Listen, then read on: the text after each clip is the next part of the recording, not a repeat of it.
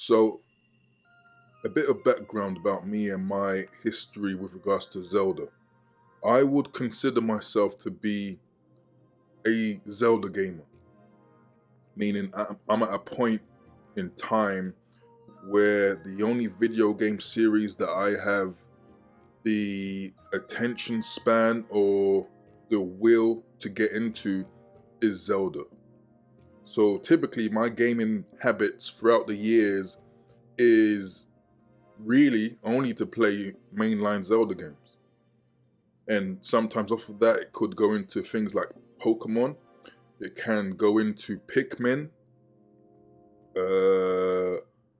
Sometimes here and there, maybe Smash Bros. But really, I've understood my habits make me a simple Zelda gamer. So I put that out of the way because, on the one hand, you could say that I'm someone that has a very high expectation when it comes to Zelda games.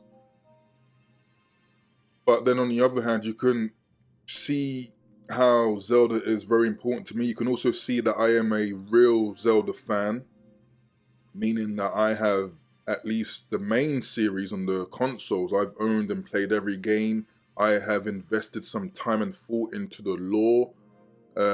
Zelda Ocarina of Time, for example, was a very meaningful and impactful game when I was a teenager.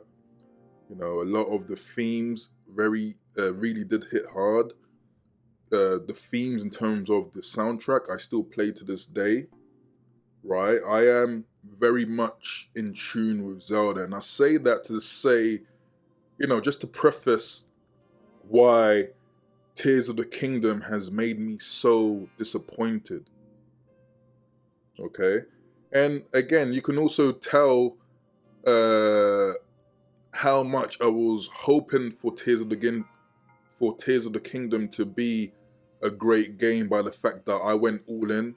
If you look at my previous videos, I got the collector's edition, right? Meaning I paid like double for additional materials and items. I got the limited edition Tears of the Kingdom Switch OLED, right?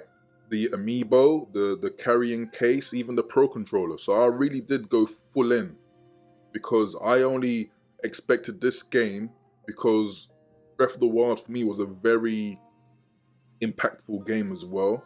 So I expected, with all the story beats, with all the trailers that we've been given over the years, I just simply expected Tears of the Kingdom to be the superior game to Breath of the Wild.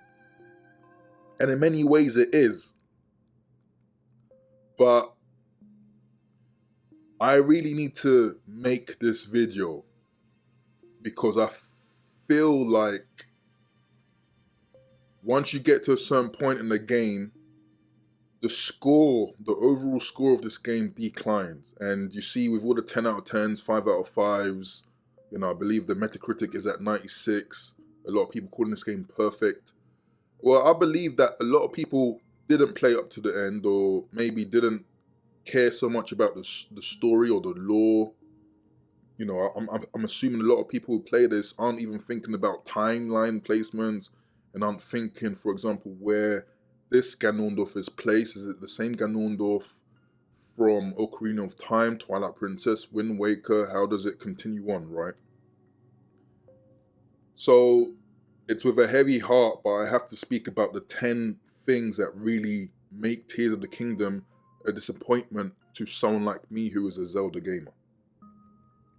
But before I go on, let me just, mix the bittersweet with the sweet. I want to just give a rundown of the things that Tears of the Kingdom did very well and got right and that I am pleased with. One of which is that basically the gameplay in most aspects, is an advancement over Breath of the Wild, right? So I'm thinking things like the stable system with the pony points, small details like opening treasure chests, making it easier, making it easier to get rid of unwanted items rather than going through the process of throwing it out, dropping it, etc. Even things like travel medallions. And pretty much all of the DLC from Breath of the Wild is featured natively in this game, which I am pleased with. I do believe that the story in Tears of the Kingdom is much better than Breath of the Wild, right?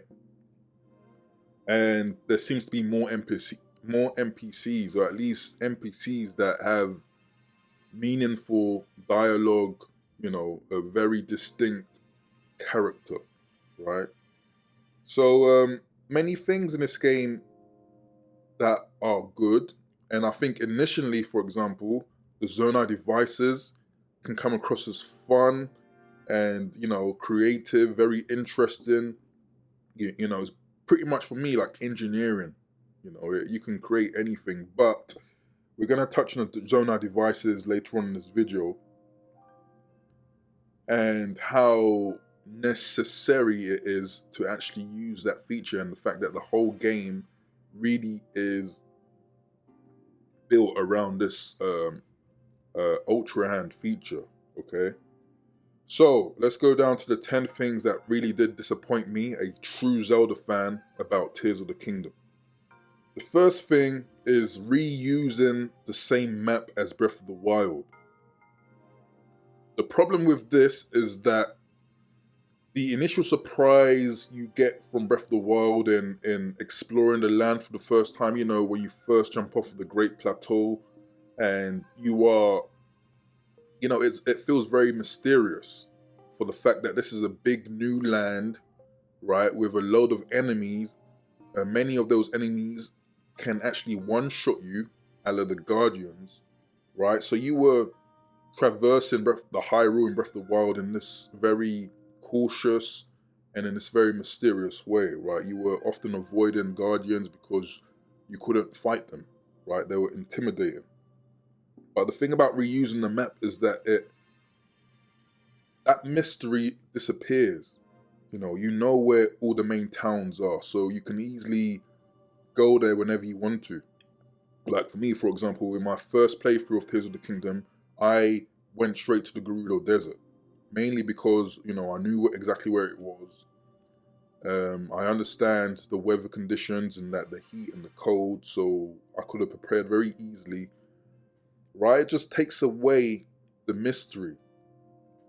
Right? And the fact with this new map, there's no real new territories, in the sense that the pathways are the same. And often the case is made easier because of the falling debris, which you can use to recall and pretty much go into the air and sail over a lot of the things that you're supposed to avoid. Right? And I think obviously one of the biggest draws to revisiting old areas are the caves or the wells. And the thing about the caves and the wells is that at the end of the day, they become very lackluster, in the sense that there is nothing really there except for the bubble gem in the caves. And as for the wells, it's usually, I don't know, a rupee or a chest. There is a quest where you have to discover all the wells for rupees, right? But there's nothing really, there's no true reason to go to these places, and there's nothing, and the caves and the wells don't make these old areas feel new. So I think the reuse of the map was a massive disappointment, especially when we are used to having Zelda games with new worlds to explore. Right? Even Majora's Mask, for example, was a sequel to Ocarina of Time. Yet it was a totally new world in Termina. Even with reused resources, it's still a new environment. Right, so yeah, it's kind of disappointing with the reuse of the map. Next up, the caves, wells, and the depths. Right, so like I said, bubblegum, the bubble gem from the caves is not enough, And the thing about that bubble frog is that I saw the leaked book, and I've got the book from the collector's edition, the art book, and I thought there would be a good, strong lore tied between the frog and the Lord of the Mountain, on Satoru's mountain, and the armor as well. But there's nothing. It's just a special piece of armor. It's just a frog that resembles the Lord of the Mountain. But there is no real explanation as to why this is. I was expecting a story beat with this, but there is nothing. Okay. And again, the wells, Often you find a lot of weapons down there, rusted weapons, but you will typically use these weapons, fusing it with a rock as a hammer to break down the multitude of boulders that you find down there, right? So often the case, the reward is just rupees, weapons, additional materials, right? And then the biggest disappointment in this part is the depths. So the depths was obviously supposed to be the special new area or the new way to explore Hyrule, right? And to be fair, initially it was interesting because it was like, you know, the first descent into the depths. It's almost like going through hell, the way the music changes, the mystery, the fog of war, the darkness, you know, the stronger creatures as well. So often when I was playing in the depths, I was playing it Metal Gear Solid style, you know, a lot of crouching, a lot of careful movements.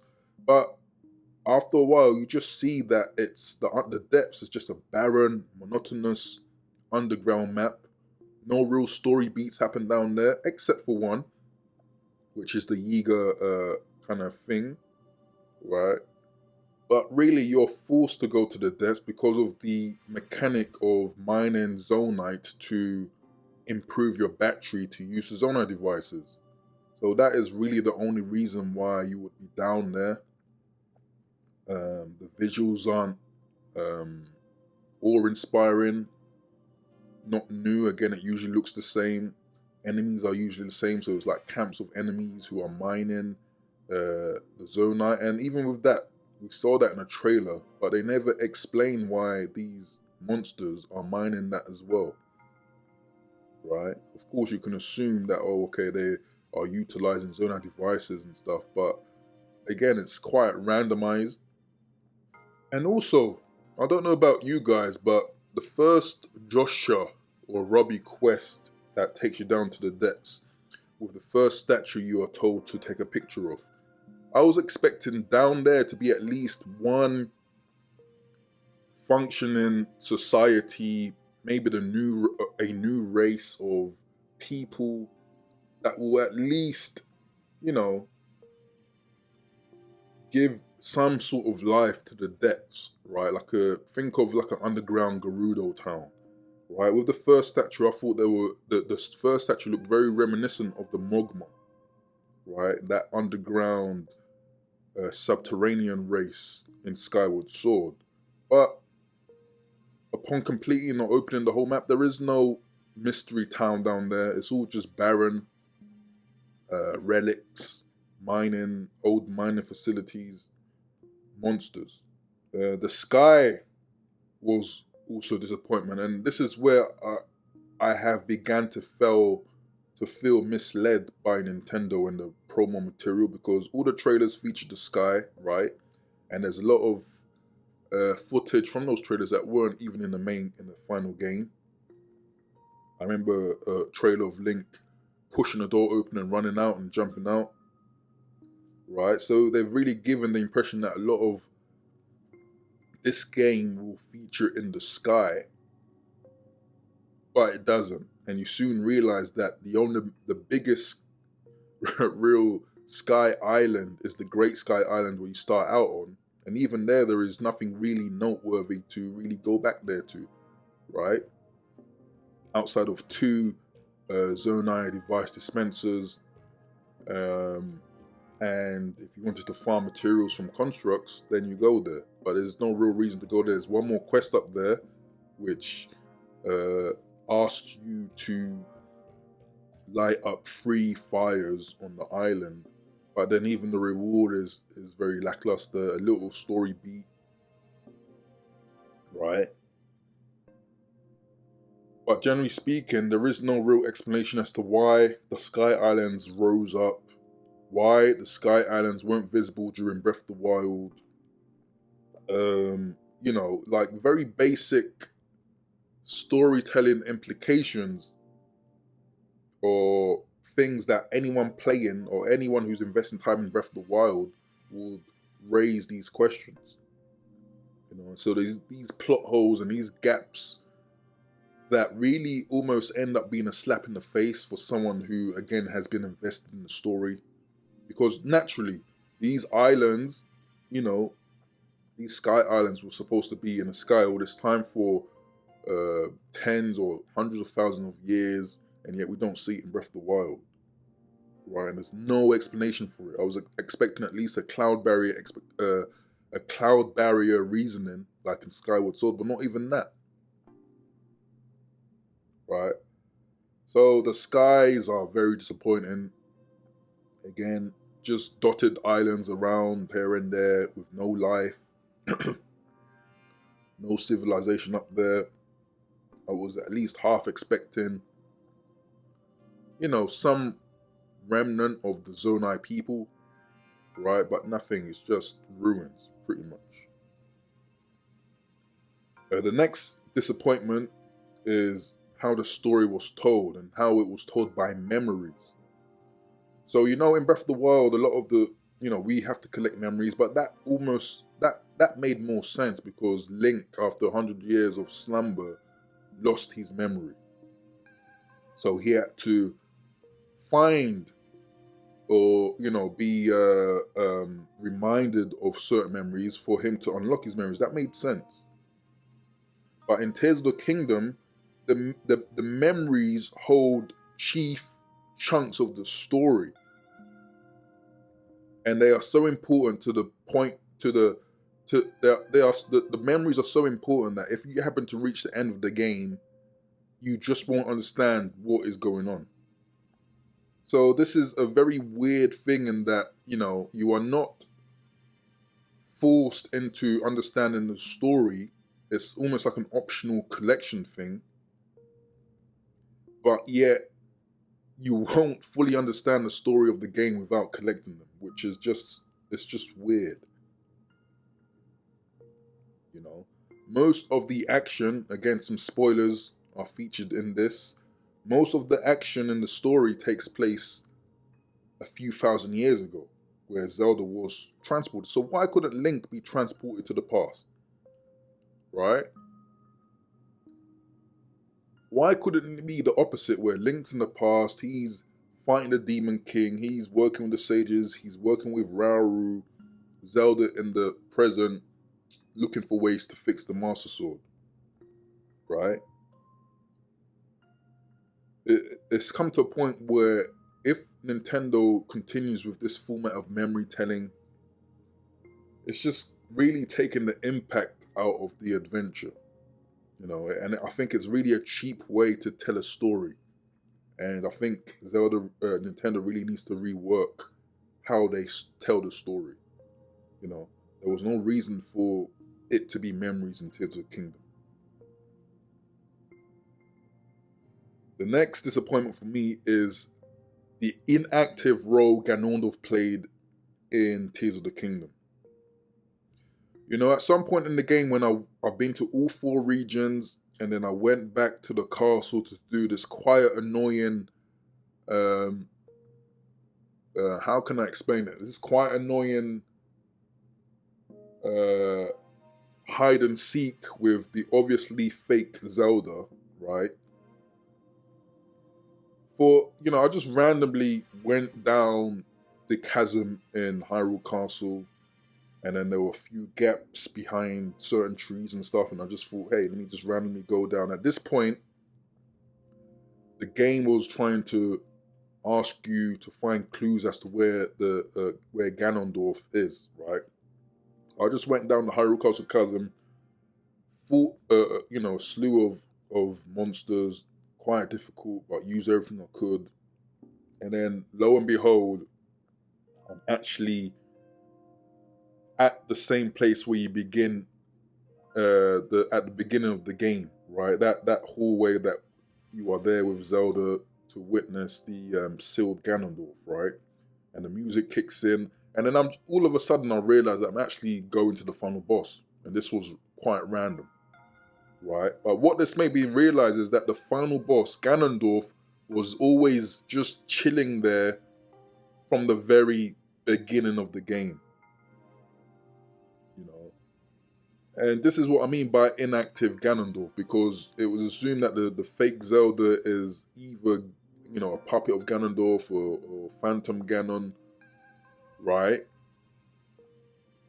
But how powerful it would be if we actually saw either Ganondorf or a Phantom Ganon go into these different regions to create havoc, right? Just like how Zant was in Twilight Princess. You know, it gives you more of a active role rather than just sitting, stewing in this blood pot, waiting for Link to eventually come to face him. Right? I just think that we learned of Ganondorf in the very first trailer, right, to the game, the teaser. And it's just like, it's just that this, again, more spoiler alerts, there is no link to who Ganondorf was. There, you know, they don't really convey the backstory of Ganondorf, why he was evil, what his motives are. In fact, it's a straight retelling of Ocarina of Time, to the point where we get the same kind of scene where Ganondorf is bowing before the King of Hyrule. You know, and slight nitpick is that at the end there is no real story telling how he regained his form. It's just some transformation, how he regained his power from all these years. None of that, all of that is missed, right? And also with the final area of the game, it's just a gauntlet of enemies. There is usually there's a puzzle, right? Like in Wind Waker, Ganon's Tower, you're solving, you know, even though you're refighting bosses, you're still solving miniature puzzles in the tower. Same thing with Twilight Princess in the castle. Same thing with Ocarina of Time, working with the sages to break the seal, right? Here it's just simply a gauntlet and it feels kind of lazy. Next is appointment, the dungeons. The dungeons are uninspired. Now, although I am an old school Zelda player, you know, I know the Fire Temple, Water Temple, Forest Temple, Ocarina of Time, Lake Bed Temple, Snowhair Temple, all of these classic temples where you had to get a key, unlock, get the boss key and all of that. But to be honest, ever since Skyward Sword, I was getting tired of the formula. In fact, Skyward Sword was a period where I've just given up on gaming, to be honest. I've gotten rid of all my Nintendo consoles, and so Breath of the Wild for me was really a good, refreshing moment that rekindled, you know, my kind of love affair with the Zelda franchise. Right, so I'm basically, I needed to say, I'm open to a new way of doing the dungeons. But the thing about the dungeons in Tears of the Kingdom is that you don't really need to think about it. So normally a dungeon will be a place where there's puzzles. You know, you're taking a while to think. You're opening the map. You're using a compass to find out how you can traverse this temple, right?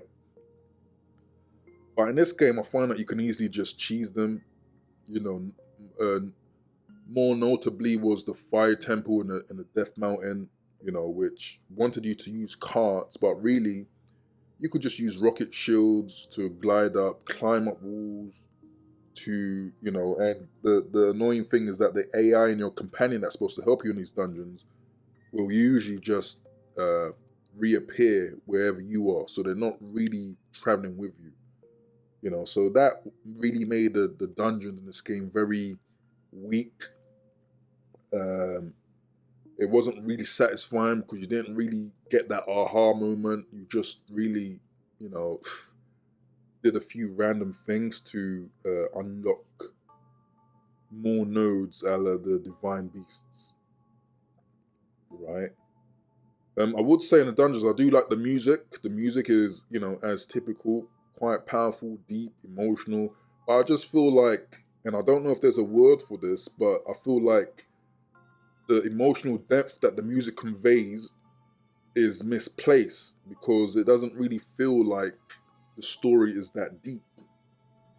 You know, I'm starting to believe that the story in Breath of the Wild, where you're avenging a champion who was your friend, who was killed 100 years ago, and in that Divine Beast, you were being assisted by the spirit of that dead person, is far more impactful than just simply, really just fighting a boss that you didn't really have to fight. Again, Ganondorf is just chilling down in the same place they started the game. You really don't have to go to these 4 areas to begin with.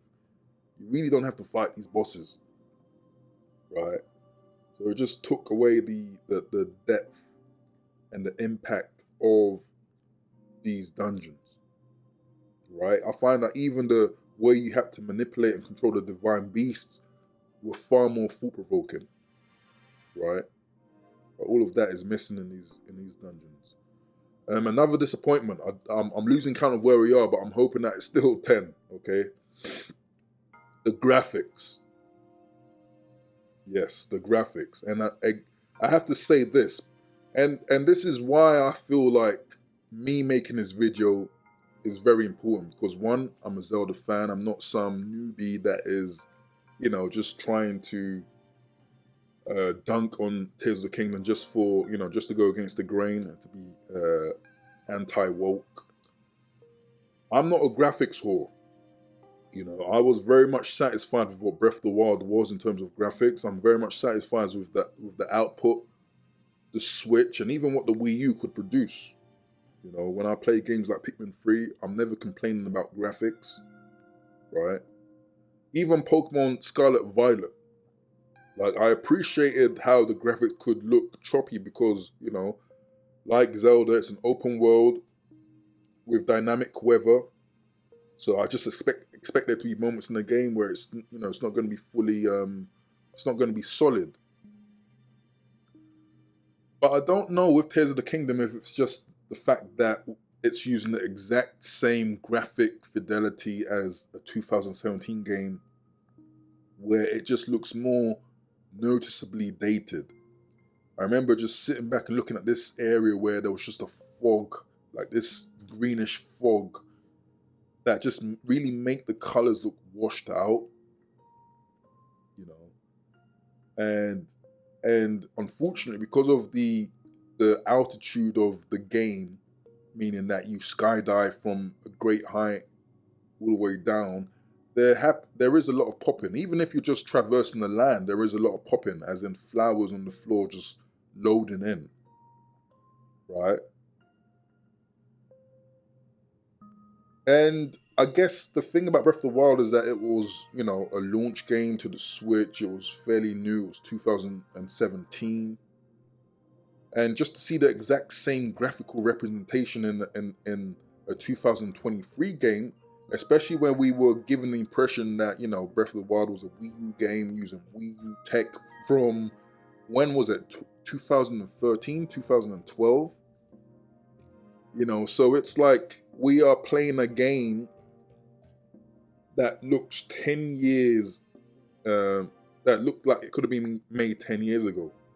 And again, I'm not a graphics whore, but all this does is it makes the game look and feel like an older game.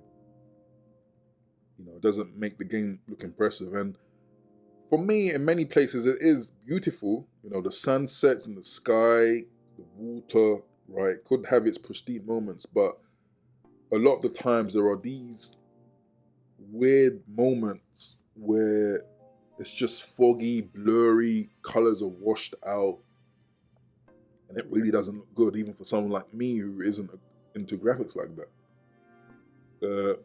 Again, very noticeable are the tree textures this time around. I don't know why, but the tree textures just look quite bad, right? And, obviously there's going to be a lot of forest areas in this game, and it just stands out as really not good. And to some degree, I would have even appreciated if they waited, I don't know, a year for the next system, which hopefully has more power, should have more power, for this to be like a launch game and for all of those things to be fixed. I very much do believe that they're going to remaster this game very soon. My next disappointment are the Zonai Devices. And when I was looking at the review, again, I got this game at launch, very much into the hype. I was eagerly, even the leaks, as in the people who downloaded the game on stream, watching the playthrough just to, you know, get a feel for the game and to understand that the Ultra Hand, which allows you to manipulate the Zonai devices, was one of the key things that people got enjoyment out of, right? You can build all these contraptions, weapons, vehicles, and, you know, it really got a lot of people hyped because this is quite a new feature in the game. Again, it's like engineering. And it was fun, but just for the first few hours, right? And especially when you're discovering new devices through different dispensers, you know, top devices for me are the homing devices, you know, where you could basically make it almost like a pet that will attack for you. The homing eye, where when you attach to something, it's gonna home in on enemies, you know, and blast them away or flamethrower them. You know, cool. But the reality is, you don't need to make or use this feature to get through the game. There is no real standout moment where you had to create a particular contraption to get through a game. And the unfortunate thing is, where you have to do this, most notably in Death Mountain, in your immediate surrounding are clues. There are bits and pieces of Zonai devices that will make it very clear that you need to use these things. Often there's multiples of them, right? So it doesn't make you think about creating a device to get to the next story beat, right? So there is no real reason to be creative, if just to be creative, right? As in to progress the game. You're not really rewarded for what you create, right? But most disappointing of all, oh, actually, there's two more big disappointments in this category. The first one is that the fact that, you know, you start off with one battery cell, which the batteries power these whatever Zonai contraption you make. The fact is that this first battery is just so small that you won't really get much of use from whatever you create, right? And I think for a lot of people initially, a lot of people didn't understand the way you can increase the battery cells. It was quite convoluted in how you had to, you know, mine. It wasn't well explained, basically, how you mine the Zonai to, you know, turn it into the processed form, which then you take it to a construct to turn it, to work it into a battery. It wasn't really well explained, so I find a lot of people were running on one battery cell, so therefore they wasn't getting very far with whatever they made. But also on top of that, there is a very good armor set that will make your usage of Zonai devices to be much more economical, much more efficient of battery use. But the annoying thing is that this armor set is set in areas where it would be considered late game to reach. And that's annoying because this set that I'm talking about, I don't really want to spoil it, is the natural progressor to the archaic set that you start out the game with, right? Similar design. But and so basically what I've done is that, you know, I've played the first playthrough, which was quite quickly to understand the story. I'm currently in a second playthrough, but I've gone straight out to start the game with that armor set, just so I can play this game the way I think Tears of the Kingdom wants you to play this game, and not exactly like Breath of the Wild, i.e. finding a horse, you know, playing this game in a distinct Tears of the Kingdom way. So I think that that's quite annoying that this armor set wasn't in your face, which I think it should be. But the most disappointing thing about the Zonai devices is that, and it's obviously now a Switch memory issue, but let me give you this scenario. You know, you spent about 10 minutes creating a nice little, I don't know, Jeep with homing devices, steering wheel. You create this, you travel the land, and then you find a new shrine. And then, hey, yeah, you want to go into the shrine, quickly do it, and then you want to come back out thinking you know, quite naturally that the vehicle that you spent time making is going to still be out there when you complete the shrine. But no, when you come out of the shrine a few minutes later, your vehicle is gone. It's disappeared, right?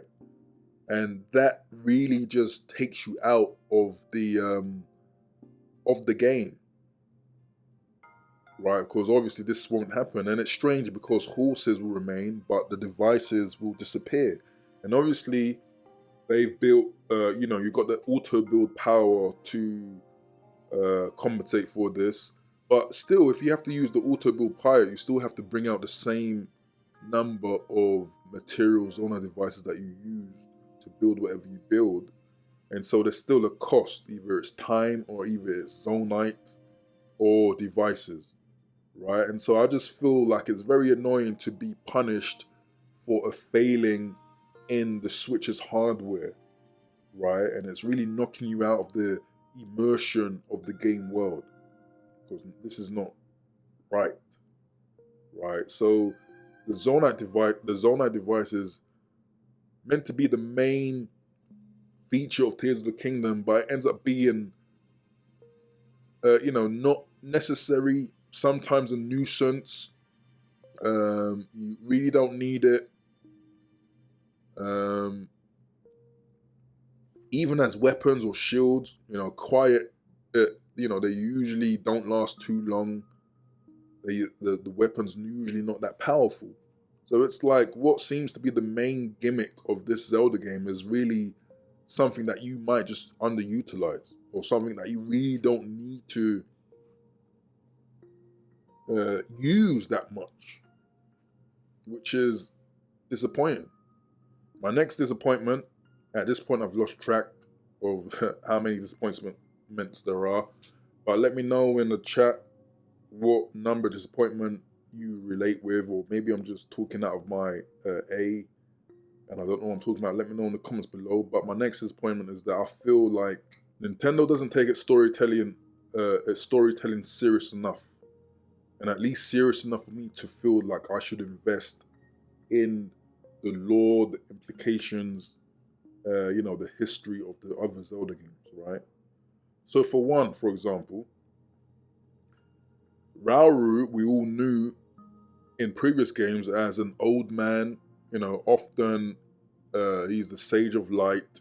He's the guy that will transform or has been reincarnated into an owl who gives Link advice, you know, very iconic character.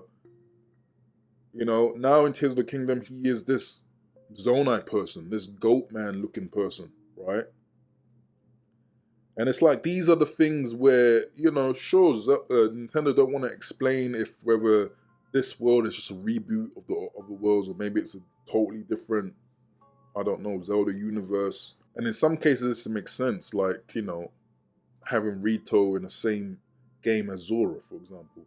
But I really think that we're now at a time when Nintendo needs to really take care with the story and explain to people, because as we can see on YouTube alone, a lot of people are invested in the lore. A lot of people want to know about how these games are linked. So when you just retcon and change characters out of the blue, it's almost disrespectful for, you know, the two Wolves of Zelda fan who has taken time to understand the lore. Now it's just like a curveball thrown at the gamer where things are just different. Things are changed and without no explanation, right? And speaking of Rauru, I think that for a game that was supposed to explain who the Zonai were, you know, in Breath of the Wild, the Zonai were termed as this mysterious race that just disappeared. In Tears of the Kingdom, we only see two Zonai, right? And there really is no in-depth understanding as to how their civilization looked like, you know, what they were about. You know, even the vague being descendants from gods, how did that work? Were they living in the sky or were they living on the land? It's implied that they were living on land. But, you know, all of this stuff needs to be improved and cleaned up by Nintendo. You know, another story disappointment is that Ganondorf, again, has no origin story. We don't know how he relates to previous Ganondorf. You know, in other games, it was typically deemed that Ganondorf is the same person from Ocarina of Time, Twilight Princess, um, Wind Waker, right? Just at different ages or maybe even different timelines, but it's still the same person with the same intent. This doesn't make it clear, right? And they could have taken the story a bit deeper, right? So, for example, when you unlock the Gerudo Sage, she, like Urbosa did in Breath of the Wild, have a brief line on the fact that they know that Ganondorf, the Demon King, was a Gerudo as well. And so, you know, they talk about revenge being sweet, and, you know, it's their fault for birthing Ganondorf to cause all this misery in the world, but they don't really go deeper than like 1 or 2 lines, which is kind of odd because this is a deep moment where, you know, it's very impactful for the Gerudo. There could have been things like the no males allowed in Gerudo Town. Is it tied with Ganondorf? You know, why not explain this? Why was the castle raised? This is another big story annoyance that is not explained. Why did Ganondorf have to raise the castle? What was the purpose for this? You know, no explanation at all. Why are the islands floating? How are they floating? Again, there is a side quest where you briefly told why they had to raise up this Temple of Time, for example, but how was it done? You know, where were they in Breath of the Wild? Another big annoyance that a lot of people also agree with is that there's no mention of the divine beasts, all the husks of the guardians that littered the land of Hyrule in Breath of the Wild just a few years ago. No sign or no mention of where they went, right? So this is, again, it's like a slap in the face for people who are stuck in the lore but are given nothing.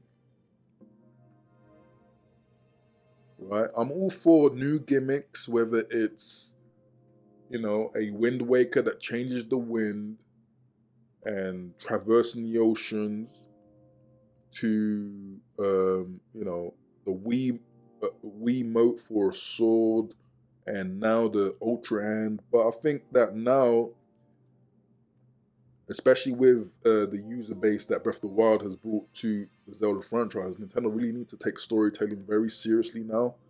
It can't just be like Mario, where you know, a new gameplay gimmick and you really want to go, you know, cheap on the story. People are invested, especially people like me who've played through the games, who are older, who are the main buyers of this stuff. They really need to invest in making a better story. And Ocarina of Time, classic story. You know, very good progression. We fought as a child and as an adult. We saw the world change. Very impactful, very active. Things were happening in the moment, right? Very classic. This is why Ocarina of Time is very dear to many people's heart. Very simple, yet rewarding storytelling. But I just find like now, with Tears of the Kingdom, they have just skimped on patching the story together, right? So I just feel like, and I get a sense that a lot of these Zelda channels, they are losing the motivation to work on the lore, because it's, Nintendo is not doing anything to help these guys, right? Nintendo doesn't seem interested in their own story, so why should we? Okay, my next disappointment, and I know this might pee off a lot of people, but unfortunately this game does indeed feel like Breath of the Wild DLC. And I hate to say it, but again, as a Zelda fan, it does indeed. And obviously, one of the biggest reasons why is the reuse of the same map. But there are other things, you know, like the combat hasn't changed. I remember, only the real G's out there remember that Ed Majora's Mask, when Link auto jumps, he now does front flips and somersaults, right? As opposed to in Ocarina of Time, where he'll just simply jump over a gap. Those little small changes really add character to a sequel, right? So the combat stays the same. Makes the game feel exactly like Breath of the Wild. And for the fact that there's no new weapon style outside of, the short sword, the long sword, the spear, it makes the game feel like Breath of the Wild. And enemy animations remain the same. You can anticipate the enemies for the flurry rush, the Zalfos and the Bokoblins will jump every now and then at you. You can easily side jump that, right? The same 3 combo hits from the black Bokoblins, for example. It's exactly the same combat, which is not good in my opinion. They could have tweaked something in the combat system. I find also that the reuse of armor sets, i.e. the Sheikah sneaking suit, the Hylian suit, the what else is there? The luminescent stone suit, the Gerudo Vol suit, all of these reused armor sets, just again with the same effect, it doesn't do good to make this game distinct from Breath of the Wild. Okay?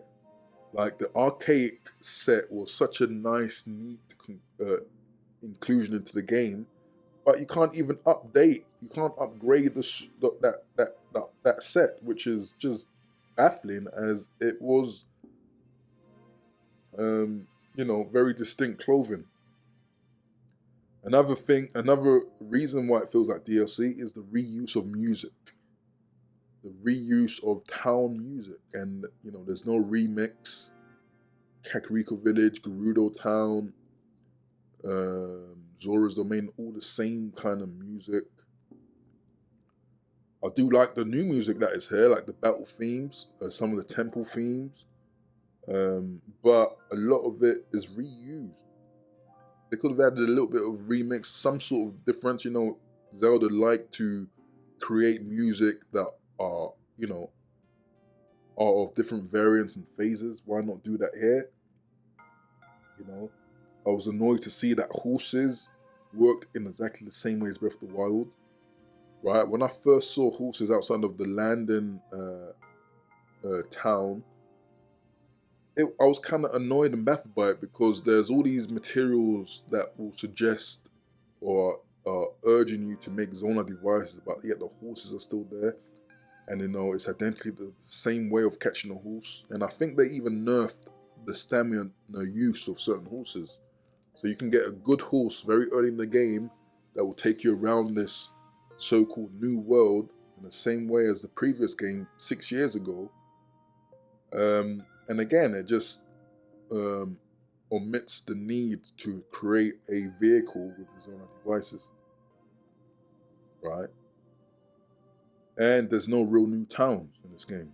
Apart from the Landon zone, I forget its name, but the Landon town, which is like a Hylian small Hyrule Castle town, there are no new towns. Now I respect that all the towns have enlarged in some way, like Gerudo Town got the underground area, Tari Town has got that bottom level area, Kakariko Village, new homes where the ruins fell, but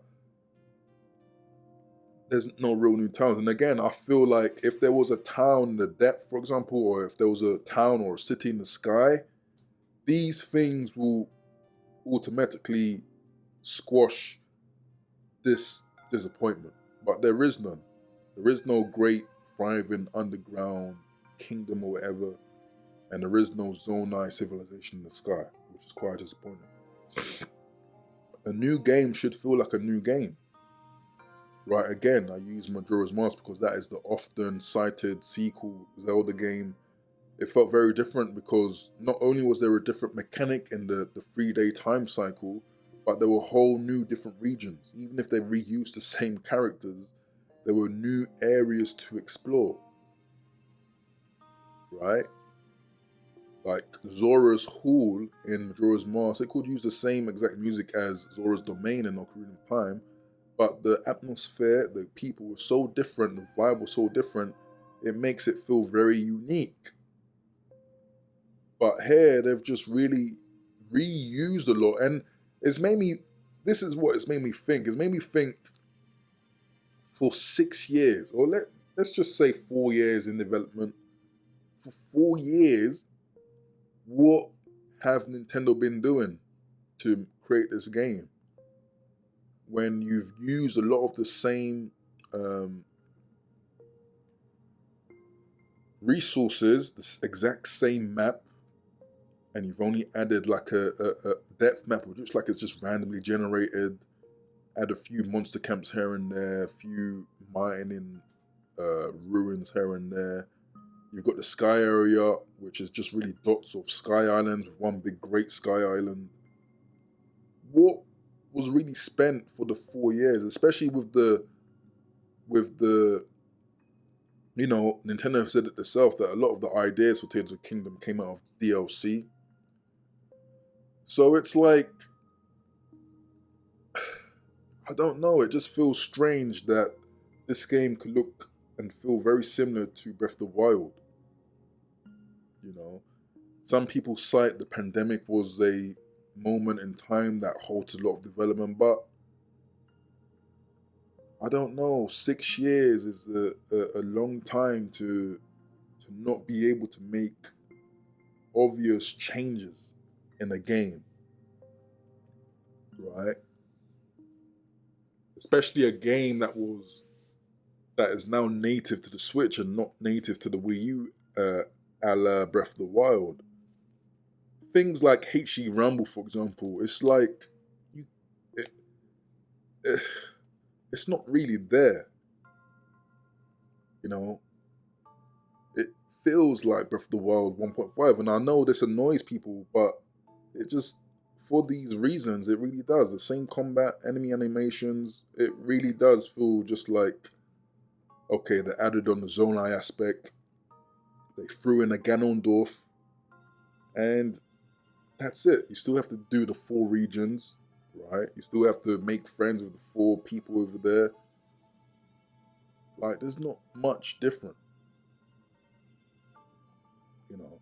So, look, we're getting up to an hour, and I'm hoping that all my 10 disappointments, if there were 10, were coherent.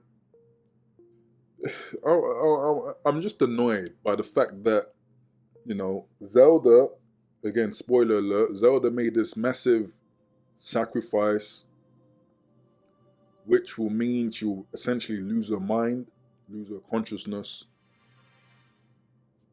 She made this sacrifice for a very great reason, and at the end of the game, it was all reversed. And it was reversed in a way that didn't make sense. And it wasn't, we were told that there was no power and there was no way to make this change, right? But all of a sudden, the change was made, and then later on in the final closing, it was estimated that it was because of some link with Link and Zelda, which it all doesn't make sense. It's all kind of convoluted, and it just adds to the general annoyance that you get with the fact that the story isn't that tight, you know. And I just think that the parting kind of message with this video is that Nintendo really need to respect the fan base and make a really cohesive story that is intelligent and makes sense. You know, I think it's now time for Nintendo to make that jump. It's kind of like, you know, we will all say that Nintendo doesn't make games for story. I mean, someone joked about who plays a Zelda for the lore. But I would say a lot of people play the Zelda for the lore. A lot of people are invested in this game. And I think that it's now Nintendo's responsibility to cater to that need. You know, it's not just about a gameplay gimmick now. I mean, that was good in the 90s with the Rumble Pack, right? But I think now Zelda is the main kind of mature, story-driven franchise of Nintendo, and Nintendo need to put a lot more work into the storytelling aspect. I mean, use Mario for all the gameplay gimmicks.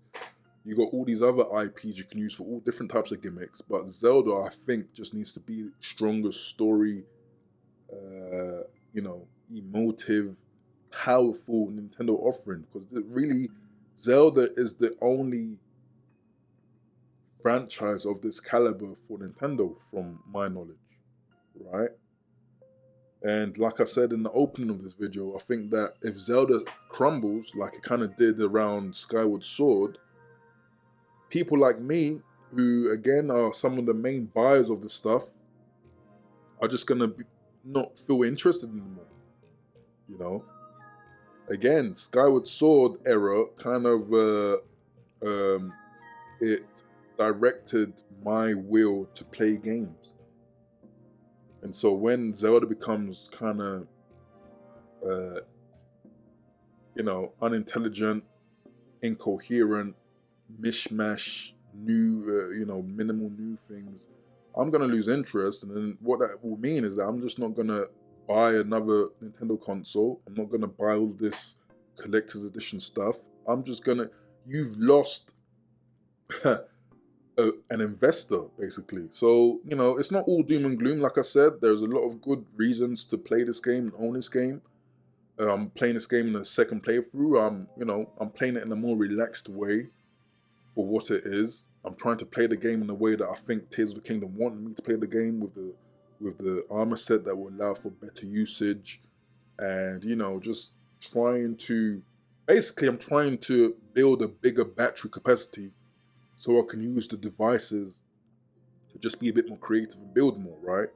But I just think that things like that should be thrown in our faces. You know, things like the memories that have massive story beats should be forced. It shouldn't be an optional thing. And I think that all of those things make Tears of the Kingdom kind of bittersweet, especially after this long wait, 6 years from Breath of the Wild, and knowing that Breath of the Wild, you know, the world was down packed, the animations, the way Link was already there. So all they really needs to build on top of that foundation was a good story, which was lacking in Breath of the Wild. And I just feel like they missed the ball on a few areas in Tears of the Kingdom. And it's disappointing. Again, as a real Zelda fan, it is disappointing.